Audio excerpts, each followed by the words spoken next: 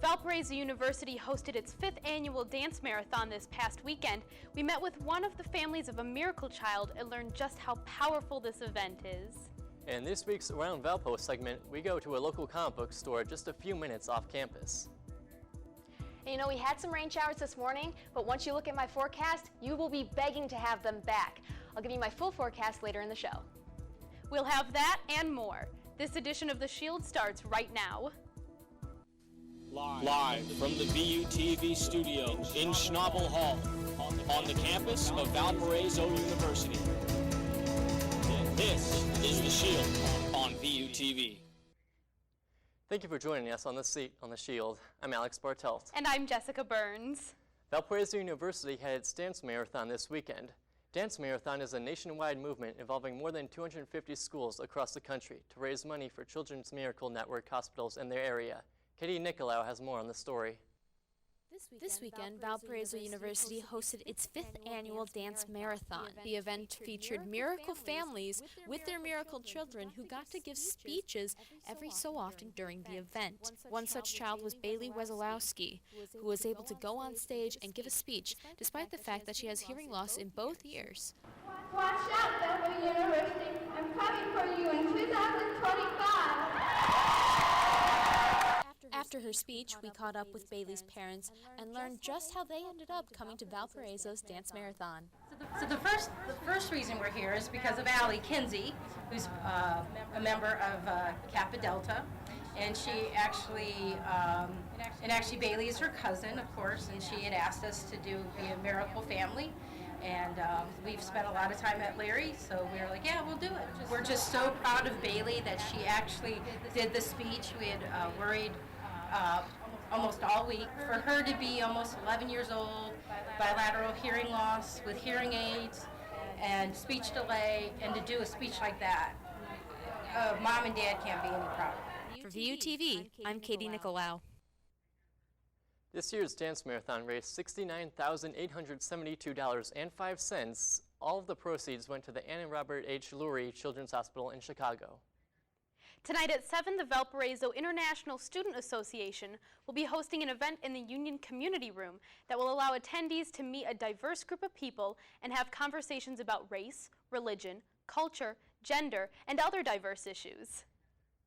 Registration for the 2017 Color for a Cause is now open. You can sign up now by going to tinyurl.com/register-C4C. The NBC show American Ninja Warrior is a worldwide phenomenon, and Valparaiso University graduate student Parker Gatewood has secured a spot on its next season. We sat down with Parker and learned about what led him to compete on the show.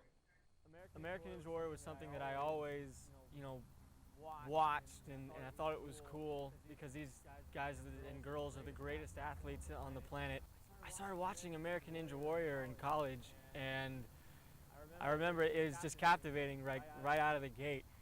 And I thought I think this is something I could do. I've always thought I'm born to be an athlete, and I just thought this was kind of my way to do it. I started training for the show last May. And so I decided to go for it, and here we are. People ask a lot about nerves, and I don't know how I can be nervous for this leading up to it because it's just fun really right now. And I think once I'm, looking the floating steps or whatever new obstacles they put out there, when I'm looking those in the face, yeah, nerves will probably kind of start to set in. But as of the moment, just having a lot of fun with it, and I expect nothing but a great time and a great experience.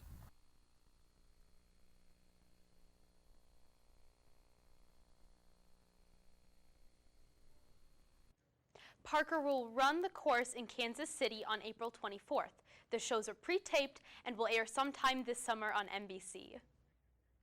In this week's Around Valpo segment, we take you to Galactic Greg's, a comic book shop that has been located off of campus for nearly 30 years. Kitty Nicolau has the story. We'll be 27 I believe it's in June, he's been here. Now we started off as just the comic shop, and there was always a rotating other a group of shops that were over here, including a record store at one point. He bought it in the early 2000s, and it was a CD and video game and movie store back then. The CD market pretty much died. We went to vinyl, and at some point we decided, why is it not one store? So we knocked the wall down and made it one store. Galactic Greg's, which is located just off campus near Beacon Hall, offers a wide variety of comics, music, and DVDs for students to buy. It's a kind of fun way to collect music. It's not the same as having it all on your phone, which I still do that too. But you know, there is a difference in the sound, and to me, like a lot of it is in the art on the jackets and the old liner notes and stuff. It just such a different feel for music with that. Galactic Greg's not only sells, but they also buy used comics, DVDs, video games, and vinyl records. All of our used stuff that you see here comes from people's collections. So I have people come in all the time with their old collections from people have passed away and they had it in their basements, or just stuff that they had as a kid, whatever. And yeah, we'll go through it and see if there's anything we can use, and that's how we buy. We see college kids all the time. Every day, they're either just getting into comics, or they're starting up their record collection, or they inherited it from their family, or buying magic. No, we see college kids all the time. We got magic events Friday night and Monday night. New comic book day is every Wednesday, and we can set up a pull list. So if there's something they want, we can hold it for them, and we'll give them a call when it shows up. And then records, we're always getting new stuff and new used stuff. And even we got Record Store Day coming up April 22nd. That's a huge event for records. For VUTV, I'm Katie Nicolau. It has been very dreary out the last couple of days, but a few of you might want this weather back after you hear what's in store for us at the end of this week. Storm Shield meteorologist Katie Nicolau has a look at the forecast. Katie? That's right, Alex. We are going to be begging to have the rainy conditions back after you see what's going to happen Thursday and Friday. We could be seeing some snow, and not just regular snow. We could be seeing accumulation. Now, if we go to the graphics, you can see our weather headlines for this week are going to be roller coaster temperatures. We're going to be seeing temperatures in the mid to upper 30s and then up to 70 just a few days later. So we'll have winter's return, and then summer will have its revenge. Looks like we'll have a very pleasant weekend coming up. But as for now, we'll see our current temperatures outside. We're sitting right around 59 degrees, just a little bit of wind, but cloudy out. So again, dreary conditions, but not nearly as bad as what we'll be seeing at the end of the week. Thanks, Katie. Coming up, a major recall from the Ford Motor Company. Plus, Florida wildfires have forced dozens to evacuate and have baffled forest services as to whom the culprit may be. This and more on The Shield.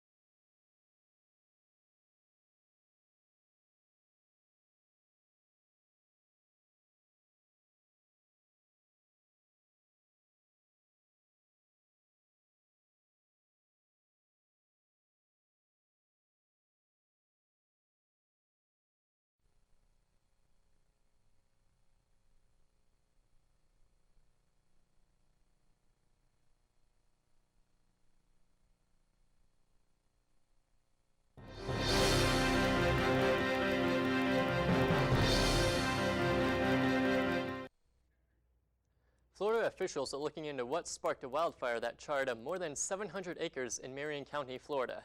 As CNN's Matt Grant reports, they don't believe it was an accident. Crews continue to battle a wildfire in northeast Marion County that threatened homes and destroyed more than 720 acres. Scary. Paula Hill did not have to be evacuated, but says she's nervous. We saw it start up south side of us and just completely spread. It started going all the way around us. There's still a lot of smoke in the area. You can see pockets behind me. Right now, fire crews are plowing fire lines to try to contain the fire. In the last 24 hours, 50 homes had to be evacuated, but crews say most of the people who live around here wanted to stay here. We have recommended that residents in the fire zone evacuate their structures, but they have not been ordered to leave. James Lucas with Marion County Fire Rescue says residents were allowed to return to their homes Friday night. Winds pushed the fire to the southwest as crews began burning vegetation to prevent it from spreading further. One nearby resident had to be taken to the hospital for breathing problems. No one else has been injured, and officials say at the moment no homes are in danger. As for what may have caused all of this, officials with the Florida Forest Service say this fire was no accident. They're looking at it as being suspicious, so that would mean it wasn't accidental. Agriculture law enforcement agents are on scene investigating. Meantime, Paula Hill is keeping a close eye on the fire, which she can see from her home 2 miles away. It's so dry out here. It's not something you want, certainly in the woods like this in your backyard. In Marion County, Matt Grant, WESH 2 News.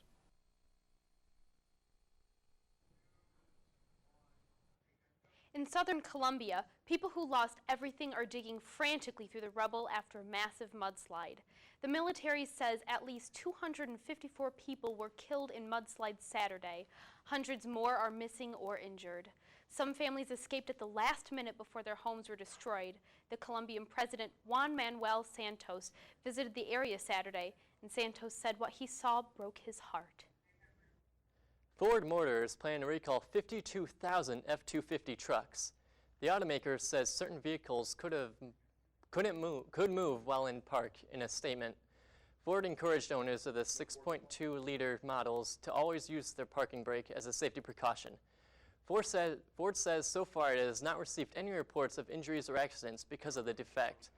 The recall includes trucks built at a Kentucky plant beginning in October of 2015. Ford says the fix will be free. Up next, Storm Shield meteorologist Katie Nicolau will have your full forecast. Plus, David Horek is here with a recap of this past week's Crusader sports. Stick with us.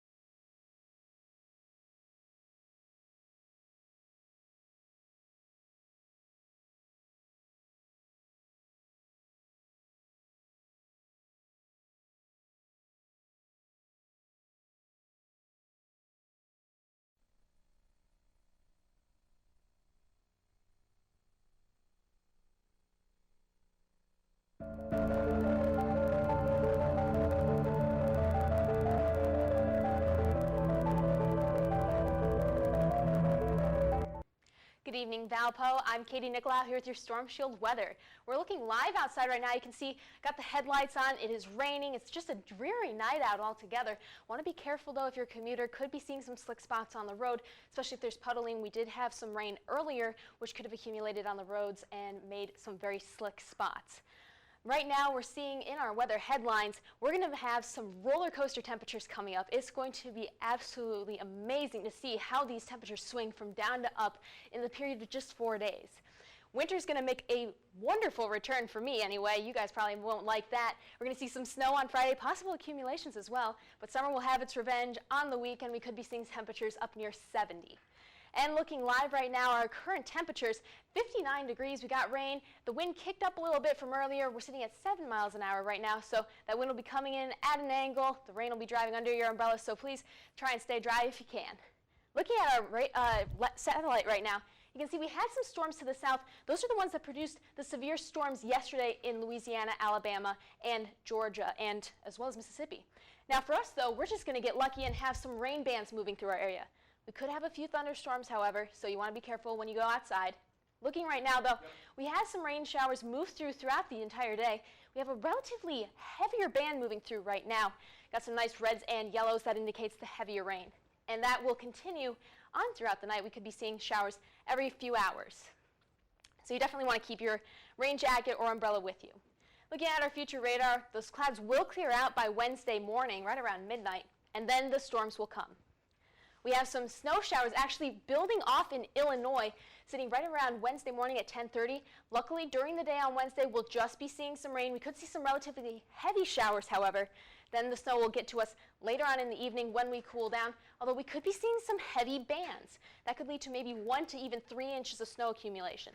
Probably going to be more on your car than on the grass because the ground has warmed up since winter, so you want to be able to have your snow brush on you just in case. And then those showers will stick around and end right around 11:30 Thursday. So if you have late morning classes, you should be fine. Just bring that umbrella. Tonight, 44 degrees, heavy rain, possibly a few thunder showers at times. That will cause more puddling on the road. Winds 10 to 15 miles an hour. Then as we go into tomorrow, 51 degrees, we can see those showers continue, but they will only go in through the morning. They will cut off by the afternoon. Then we'll be seeing some partly cloudy to cloudy skies. And then we'll have that wind kicking up to 10 to 20 miles an hour. So in the morning, again, that rain will be driven by the wind. Will probably cut under your umbrella and make you pretty wet when you go to class. And then as we look to our 7-day forecast, we have some really cool temperature swings right here. This is what's been fascinating to me. Thursday, we'll be seeing snow, high of 37, low of 33. And by Sunday, just 3 days later, we'll be sitting at 70 degrees. I don't know what else to say, but wow, that's just spectacular. Yeah, I don't like the looks of Thursday. Those 30-degree temperatures, they don't sit well with me. I don't like the snow. I'm sorry, Katie. But thank you for your forecast, and David Horak will have a full breakdown of this past week's Crusader sports up next.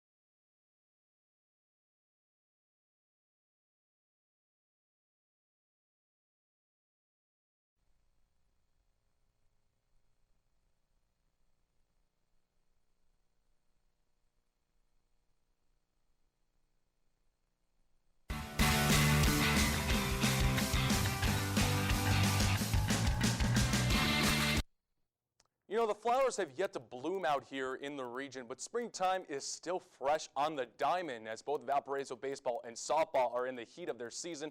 So let's grab some peanuts and Cracker Jack as we go to the Valpo softball complex Saturday as transfer Kenzie Grossman and her Crusaders host Youngstown State.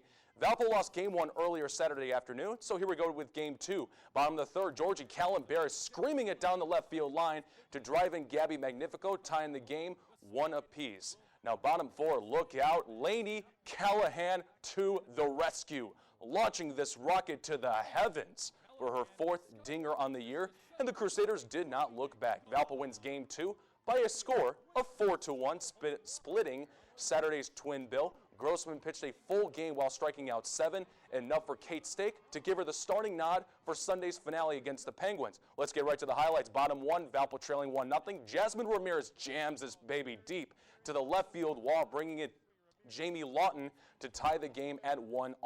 Bottom 3, welcome to the Sam Stewart Show. The senior touching them all with her team-leading 8th home run of the year. Now bottom 6, Penguins leading, but Stewart strikes back, baby, down the middle of Main Street, USA. Valpo takes back the lead 6-5. Now we go to the top of the 7th now. Lindsey Droik in relief for Kenzie Grossman is in the circle for Valpo. 1 pitch away from winning the series in hopes of getting her first collegiate save. She throws the ensuing pitch on the 3-2 count and delivers, and the Valparaiso Crusaders take the series over Youngstown State as they win 6-5 over the Penguins, and they will go on to play 6 more games here at home, starting with a 3-game series and on Tuesday, tomorrow, with a doubleheader against the Green Bay Phoenix, 1 p.m. Central Time on ESPN3. Now, as for Brian Schmeck and his Valpo baseball team, it has literally been a long road for them as they have endured 25 straight road games to begin their season. Unfortunately, the latter 3 at Wichita State came up short for the Brown and Gold yet again. The Shockers, by the way, walked off in the bottom of the 9th twice in this series in games 1 and 3, turning Brian Schmeck's headache into a migraine, as his Crusaders have lost 11 of their last 14 games. But Valparaiso has only 1 away game left at Illinois State tomorrow, followed by Wednesday's much-anticipated home opener against Western Michigan. The Crusaders will open league play at home for the first time with a 3-game series against Northern Kentucky starting this Friday. Now, we here at VUTV Sports always love to give you the highlights every week right here on the Shield, but sometimes there are even bigger plays we run out of time for. Not anymore. Today, we debut a new bit in this block, simply titled as our 15 Sports Play of the Week. And with this being our first, we got 2 for you, starting with Valparaiso and Wichita State in baseball action. Shockers flying this to center field. James Stale with the diving grab. Now, the turf may not be the best in taste, but dessert came early with that sweet out made by the center fielder.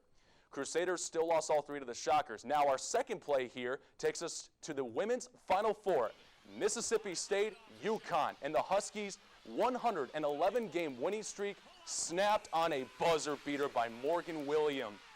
Down goes UConn, well, at least until next year.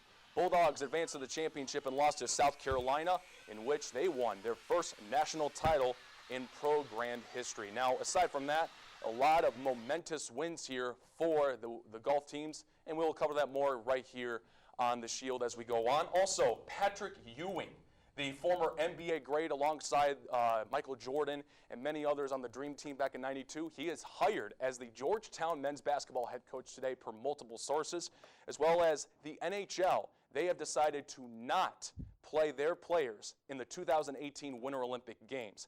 And a third big headline, I think the Final Four is going to be the Gonzaga Bulldogs this year. I really think this is the year for Gonzaga, particularly part of a mid-major conference, because there's only 3 standout teams that compete with Gonzaga themselves, St. Mary's and BYU.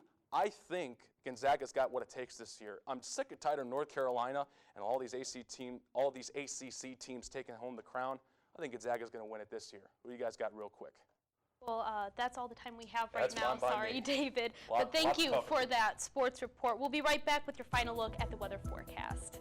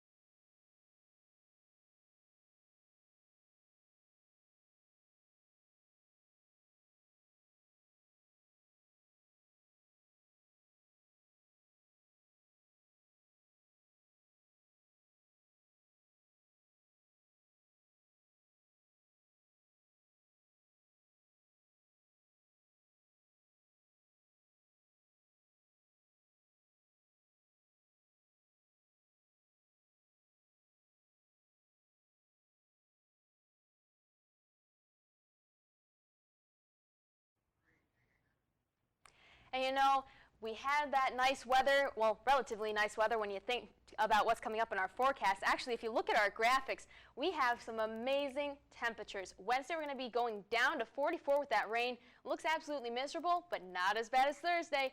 37 degrees with rain and snow. Could be seeing some accumulation, actually. Friday, Saturday, and Sunday, we're going to be seeing a temperature increase of almost 30 degrees, which will be fantastic. So it's going to be amazing, except if you're a baseball fan, you might get snowed out, unfortunately.